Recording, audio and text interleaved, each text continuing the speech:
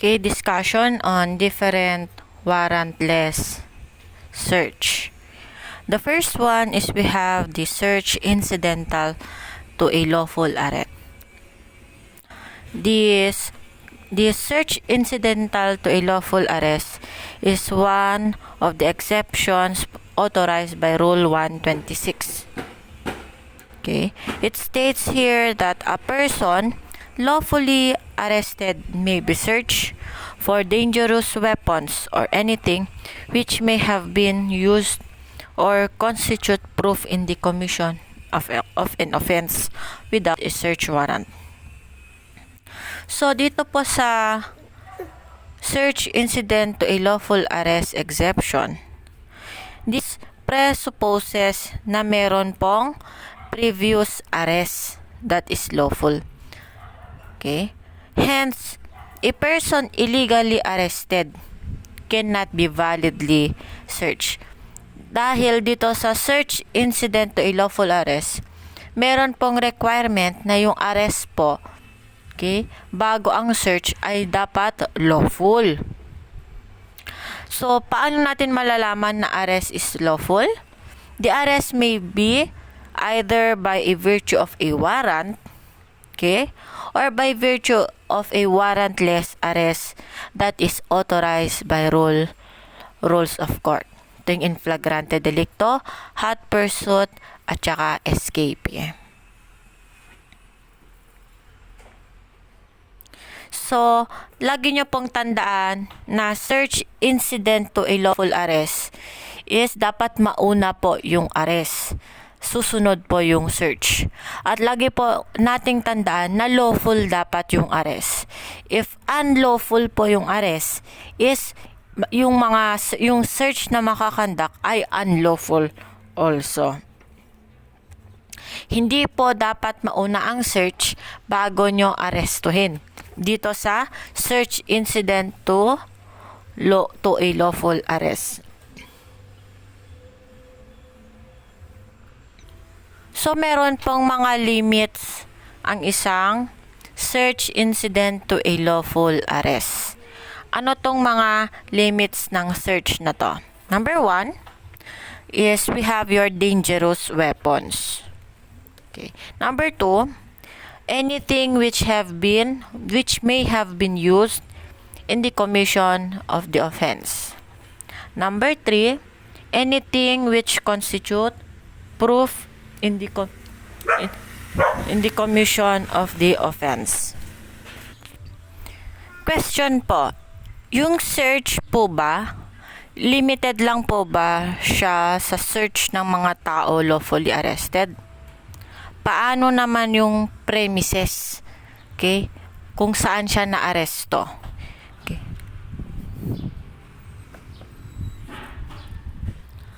Mababasa po natin sa provision ng rules of court yung phrase na a person lawfully arrested may be searched. Okay?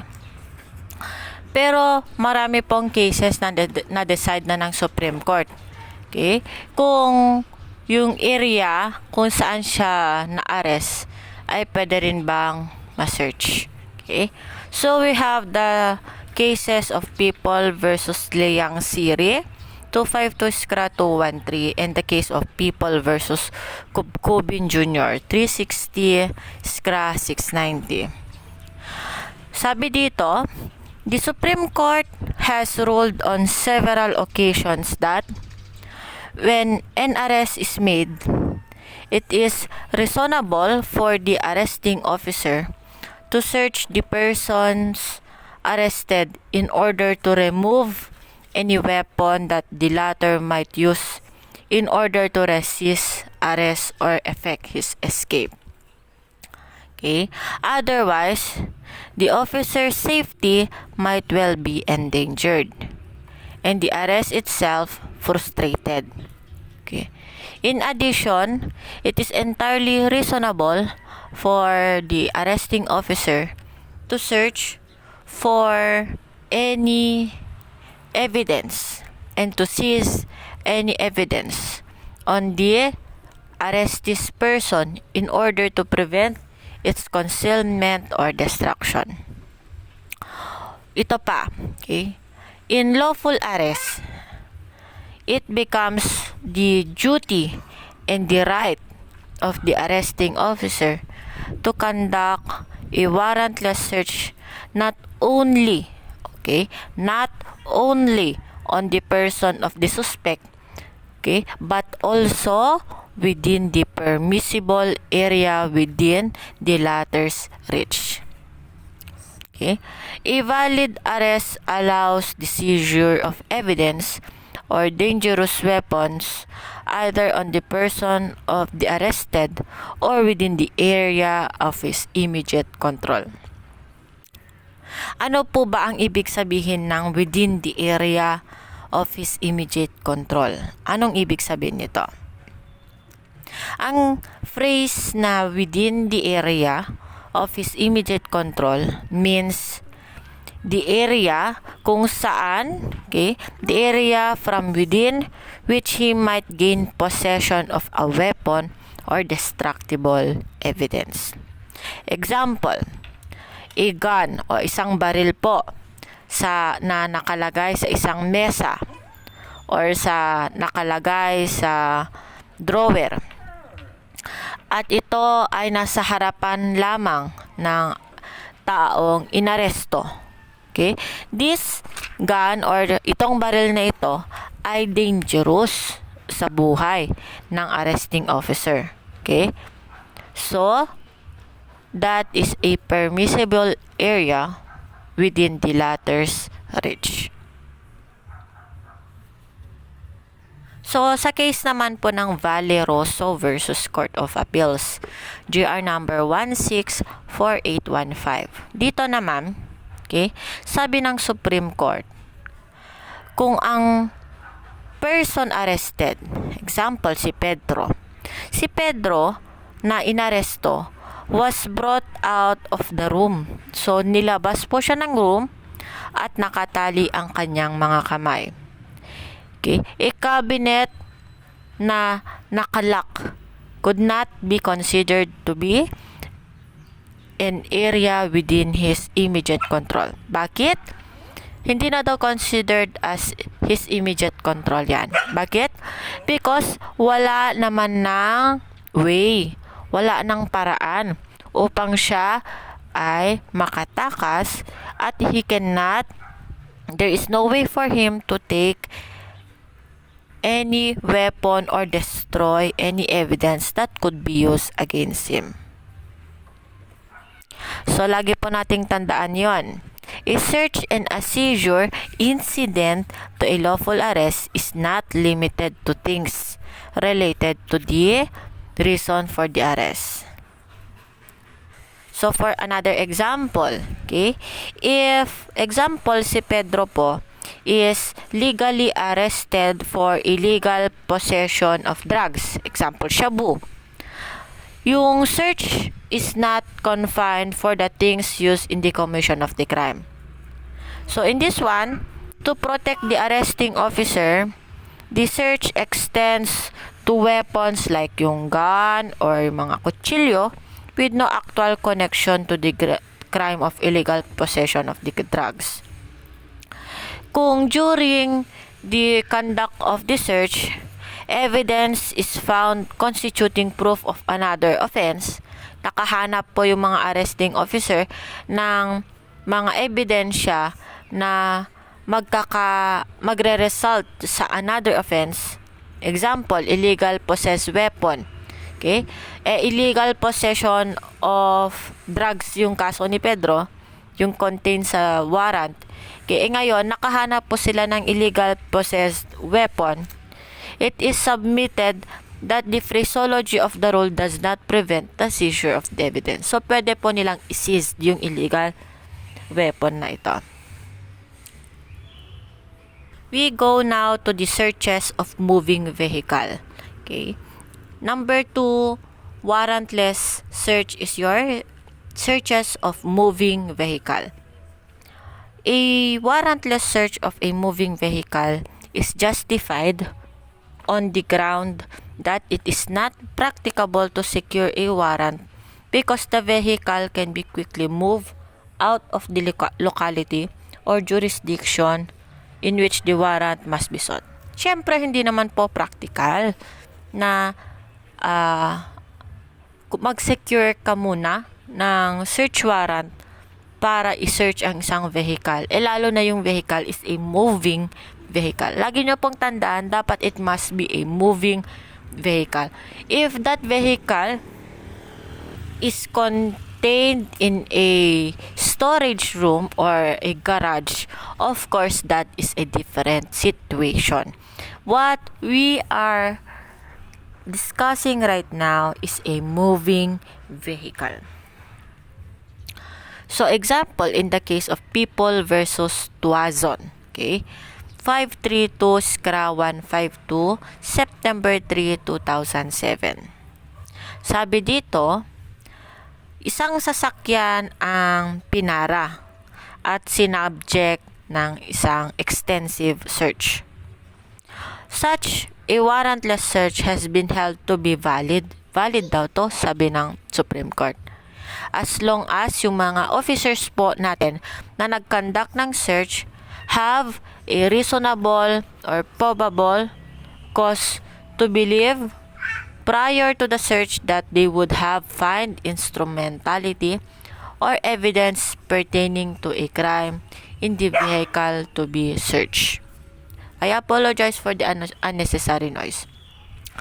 So, kung meron daw pong probable cause yung ating mga arresting officer in conducting an extensive search, that is valid. We have the so-called checkpoints. Siyempre, alam nyo kung ano tong checkpoints, okay? Example natin, yung case ng Valmonte versus De Villa. GR number 83988. May 24, 1990. In this case, the court declared that nowhere in its decision did the court legalize all checkpoints.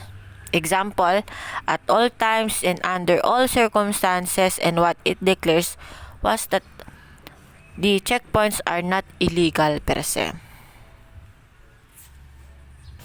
Sabi po ng Supreme Court dito, searches conducted in checkpoints are valid for as long as, okay, ano yung mga requirement, okay?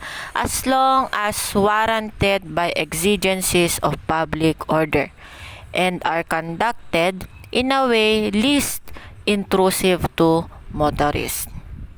So, sabi po ng Supreme Court, as long as walang search sa mga occupants, okay, hindi subject to body search ang mga occupants, and limited lamang sa visual search ang checkpoints, okay, said checkpoint is not or cannot be regarded as violative of individuals' right against unreasonable searches. So, lagi po nating tandaan na sa checkpoints, okay, search sa checkpoints, ang lagi po nating tandaan dyan is dapat visual search lamang.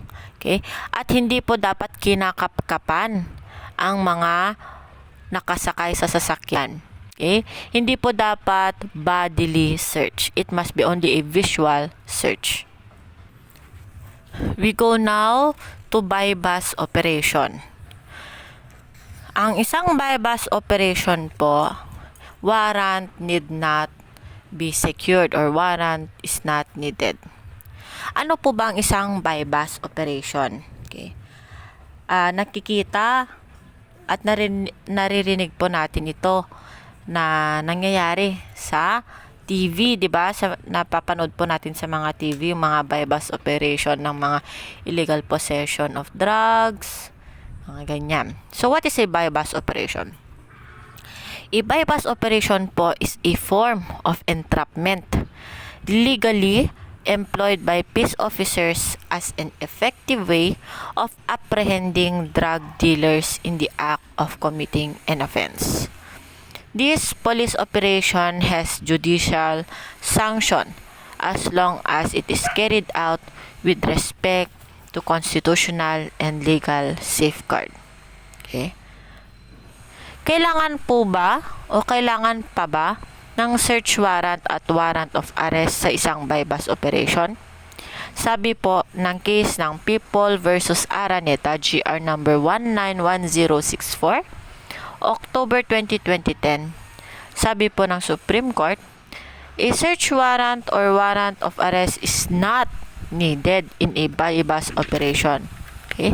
Ano po ang dahilan? Ang dahilan or the reason is that because here the accused is caught in flagrante delicto. Okay, caught in the act. Ang in flagrante delicto po, ito yung past, present, at future rule natin. Ano yun? The accused or the person has committed, actually committing, and about to commit an offense. Okay. So, it catches the violator in flagrante delicto. So, yung mga officers po natin, yung mga police officers natin, conducting the operation, are not only authorized, but they are also duty-bound to conduct the operation. Okay? And they are duty-bound to apprehend the violator and to search him for anything that he may have been part or used in the commission of the crime. Example, another example po sa bypass operation. Sa case ng People versus Elizabeth Marcelino E. Reyes, GR number 189278, July 26, 2010. Dito po, sa case na ito, si akusado, si Elizabeth, question niya, okay, inassail niya yung validity o yung legality ng bypass operation. Ang sabi ng Supreme Court dito, it was ruled that from the very nature of a bypass operation, the absence of a warrant does not make the arrest illegal. The illegal drug seized is not the fruit of a poisonous tree, okay, as the defense alleges. The seizure made by the bypass team falls under the search incidental to a lawful arrest. So, since the bypass operation was established as legitimate, okay, it follows that the search was also valid and a warrant was likewise not needed to conduct it. Punta naman po tayo sa entrapment at instigation. Anong pinagkaiba ng entrapment sa instigation? Okay? Entrapment is the employment of such ways and means for the purpose of trapping or capturing a lawbreaker. Ang instigation naman po is a way or a means by which the accused is lured into the commission of the offense charged in order to prosecute him. Ang example ng entrapment ay ang bypass operation. Legal ba ang entrapment? The answer there is yes. Legal po ang isang entrapment. Okay? It is legal and has been proved to be an effective method of apprehending drug peddlers, provided due regard to the constitutional and legal safeguard is undertaken.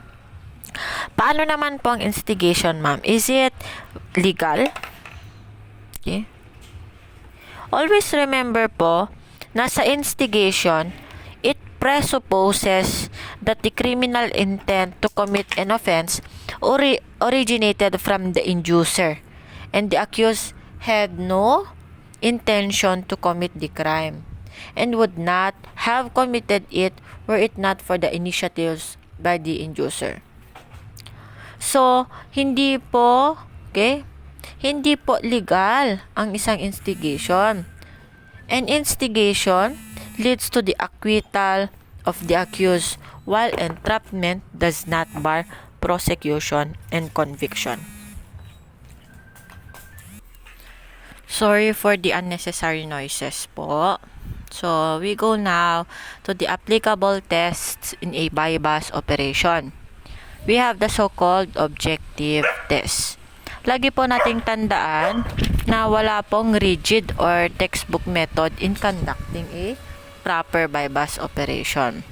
However, in determining the occurrence of entrapment, meron po tayong na-develop or meron pong na-develop sa ating jurisprudence, okay, na test. What are these two tests? We have your subjective test and your objective test.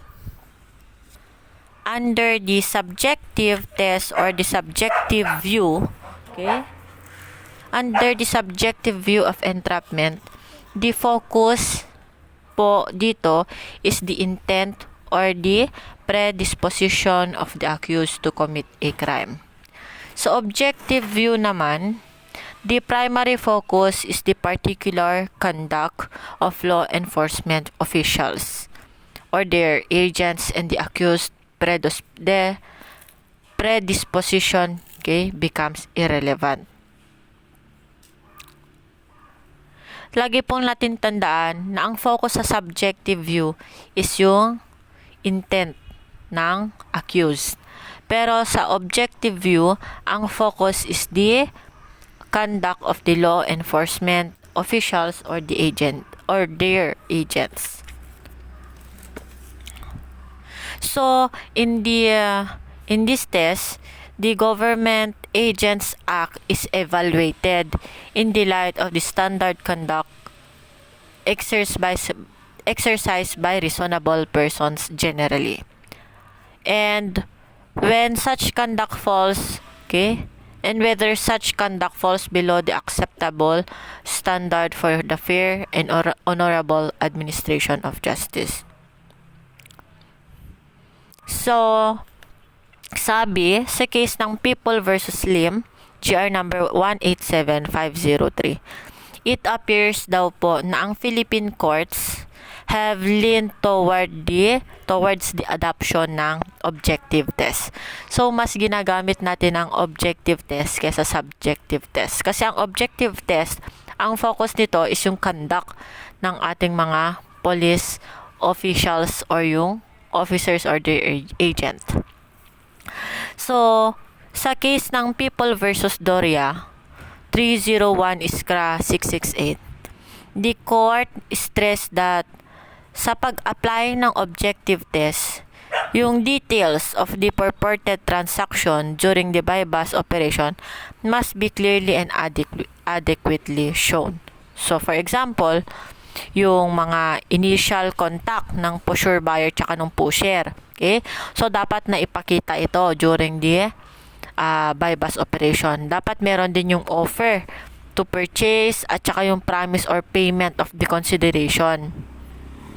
So, yung yung manner kung paano na-contact yung manner by which the initial contact was made, kung true informant ba to o hindi, yung pag-purchase ng droga, yung pagbayad gamit ng bypass money, at yung pag-deliver ng illegal drugs, ito po ay dapat na ipakita in legal ways and legal manner during the bypass operation. Okay? Kailangan ding naka-indicate doon clearly, okay, kung may kasama ba yung informant na police or wala. And all of this will be subject to the strict scrutiny of the court. Okay? Bakit kailangang scrutinize ng mabuti ng court? Because this is necessary to ensure that law-abiding citizens are not unlawfully induced to commit an offense. Question: kailangan ba ng prior surveillance bago mag-conduct ng isang bypass operation? Sabi po ng Supreme Court sa case ng People versus Cruz, GR number 185381, December 16, 2009. Okay, sabi po dito, no rule requires a prior surveillance of the suspected offender before conducting a bypass operation. So, hindi po kailangan ng prior surveillance to conduct a bypass operation. In the case of People versus Conception, GR number 178876, inexplain ng korte ang hindi requirement, ang rule na hindi kailangan ng prior surveillance sa pag-conduct ng bypass operation. Sabi po ng Supreme Court sa case ng People versus Conception na absence of prior surveillance or test by, this will not affect the legality ng bypass operation. There is no textbook method of conducting a bypass operation. Nakalagay po dito sa case na ito, sabi ng korte, okay, it is left to the discretion of police authorities the selection of effective means to apprehend drug dealers. Okay? A prior surveillance is not necessary. Hindi kailangan ng prior surveillance. Okay? Especially where the police operatives are accompanied by their informant during the entrapment. Okay, question naman. What is the effect of absence of record in police blotter? Okay? Here, in relation to prosecution for illicit drugs. Okay, in the case of People versus Hernaez, GR number 184804, June 18, 2009. Okay? Ang case po dito is illegal drugs. So, this case po, ang hindi pag-record or the non-recording of the bypass money sa police blotter, okay, it will not affect the validity of the operation. Valid pa ring operation kahit na hindi na ilagay sa blotter yung bypass money. Okay? Because the non-recording of the bypass operation and bypass money in the police blotter is not essential since they are not elements in the illegal sale of dangerous drugs. Lagi po nating tandaan that the only elements necessary to consummate the crime is the proof that illicit transaction took place, coupled with the presentation in court of the dangerous drugs seized as evidence. Okay? We go now to the plain view doctrine. In this plain view doctrine, okay, under the plain view doctrine, it only applies, okay, with the concurrence of the following. Number 1, the law enforcement officer in search of the evidence has a prior justification of an intrusion or is in a position from which he can view a particular area. Number 2, the discovery of the evidence in plain view is inadvertent. And number 3, it is immediate apparent to the officer that the item he observes may be evidence of a crime. Okay? Or maybe evidence of a crime, contraband, or otherwise subject to seizure. This is the case of Abelita versus Doria. Okay, GR number 170672. So, sa plain view doctrine po natin, plain view. So, ibig sabihin, in this doctrine, it permits or it allows an officer, okay, while lawfully engaged in an activity and lawfully present in a particular place, to seize an apparently illicit object without first obtaining a warrant authorizing him to do so. So, this doctrine is founded on common sense rule. Okay? Na pag ang isang police officer po nakakita o naka-observe ng isang bagay in plain view, okay? To require the officer to secure a warrant would be to engage in a needless exercise because a failure to seize the object once observed might involve danger to the public and to the officer. And I will just give you a example. Doon sa binigay kong case kanina, yung Abelita versus Doria. Dito sa case na to kasi, yung mga police authorities, nasa area sila. Okay? The police authorities were in the area. Dahil, okay, that was where they caught up with petitioner after the chase. So, doon sa area, nakakita sila ng mga baril sa loob ng sasakyan. Okay? And nakita nila itong baril na to when they asked the petitioner to open the door. Since nagkaroon ng shooting incident, a shooting incident just took place and it was reported that involved po yung petitioner in the incident, it was obvious, it was apparent to the police officer that the firearms, okay, may be the evidence of a crime. So, in this case, they were justified in seizing the firearms.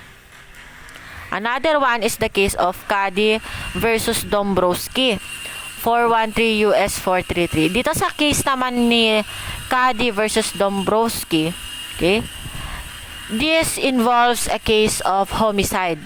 Okay? Yung mga police po nag-i-investigate ng isang reported na homicide. So, in this case, the police look into the car of the accused. Tumingin sila sa sasakyan ng akusado in plain view doctrine lang. Okay? Plain view doctrine lang. Okay? And from the window, meron silang nakitang pillowcase. So, may nakita po silang pillowcase, backseat, and a briefcase. Tapos, itong mga gamit na to ay may mga dugo.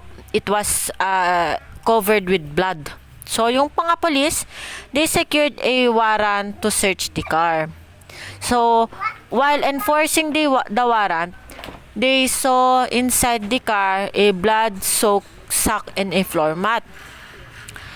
At kinuha nila tong mga gamit na to.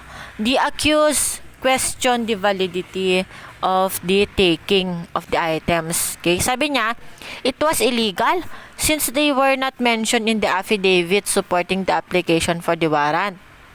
Ang sabi ng korte, okay, sabi ng court, the seizure was constitutional. It was legal. Okay? The items seized were in plain view. Okay? Found during a search supported by a warrant. We go to the requirement of inadvertence under the plain view doctrine. Here, we have the case of the leading case of Horton versus California. So, in this case of Horton versus California, 496 US 128, a California police officer executed a search warrant only for the proceeds of the crime of robbery. Wala siyang nakitang mga stolen property doon sa premise. Pero habang siya ay nagkakandak ng kanyang search, ang nakita niya is mga weapons in plain view, which he seized. Okay? During the trial, yung accused po, he moved to suppress the evidence as to the weapons on the ground that the weapons were not discovered inadvertently, but on purpose, and their search and seizure were not included in the warrant. The trial court, sabi niya, hindi tama yan. The trial court refused and convicted the accused for robbery.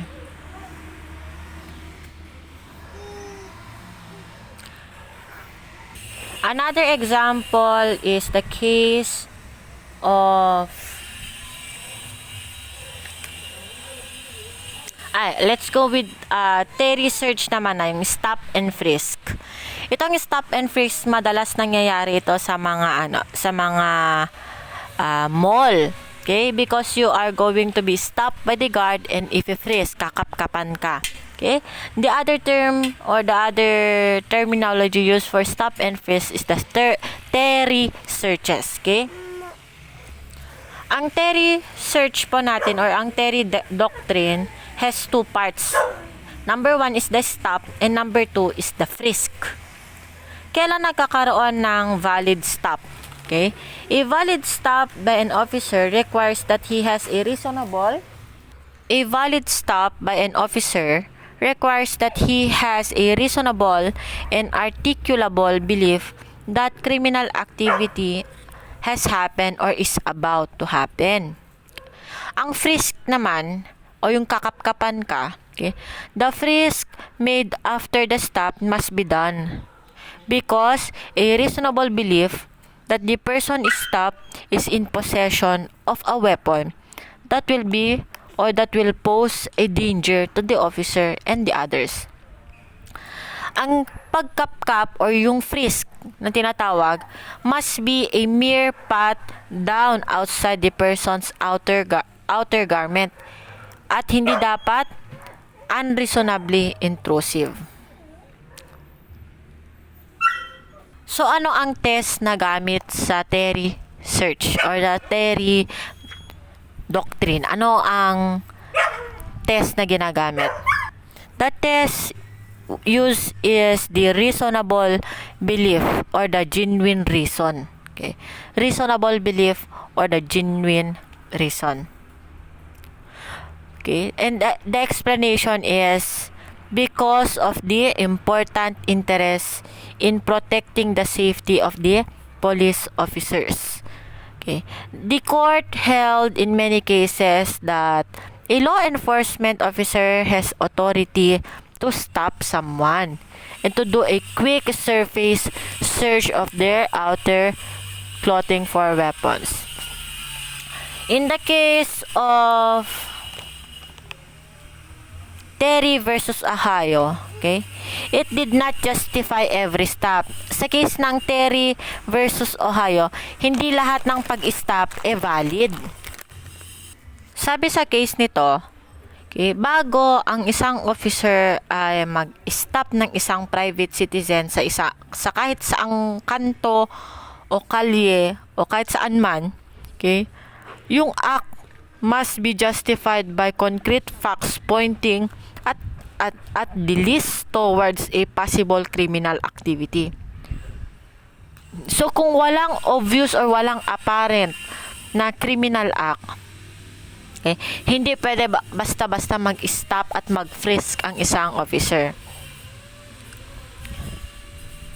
So a mere suspicion, kung suspicion lang, okay, by an officer that a criminal activity could take place, it will not be sufficient, okay, because it is not sufficient for the application of Terry Doctrine, okay, because his suspicion must support specific and articulable facts, okay.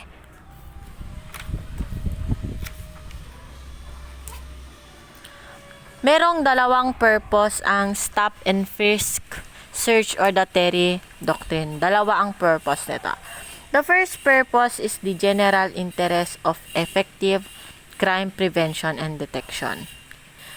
At syempre, ang number 2 purpose nito is for the safety of the police officer. Okay? To take steps to assure himself that the person with whom he deals is not armed with a deadly weapon that could be used against him.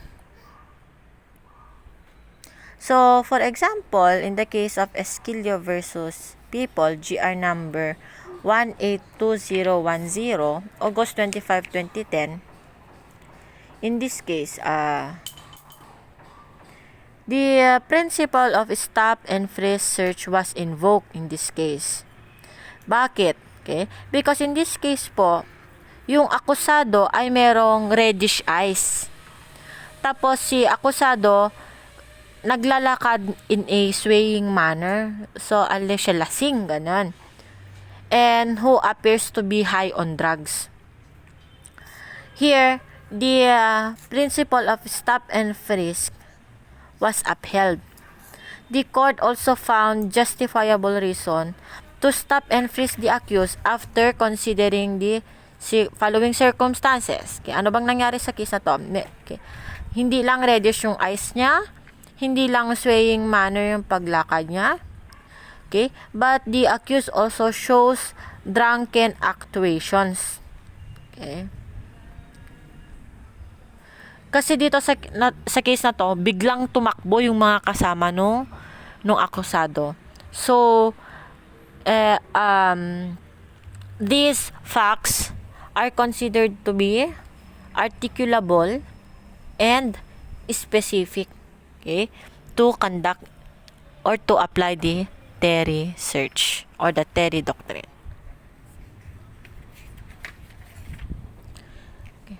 Of course, we have your consented search. Next is your consented search. Sa consented search, okay, the consented search po, the consent to a warrantless search must be voluntary. Dapat voluntary siya, specific, intelligent, and unequivocal. Dapat hindi po sa pilitan. Hindi by force, hindi coerce yung tao, hindi by duress. Okay? Lagi po nating tandaan, okay, that in many cases jurisprudence said that jurisprudence requires that in case of consented searches or waiver of the constitutional guarantee against obtrusive searches, it is fundamental that to constitute a waiver, the following must be present. Number 1, dapat merong karapatan or the right exists. Number 2, the person involved had knowledge, either actual or constructive, of the existence of such right. And number 3, the person had an actual intention to relinquish his right. Lagi nyo pong tandaan na ang isang peaceful submission to a search or seizure is not a consent or invitation. Okay? It is only a demonstration of regard for the supremacy of the law. Sorry for the unnecessary noise. So that ends our discussion for warrantless searches. Thank you for listening.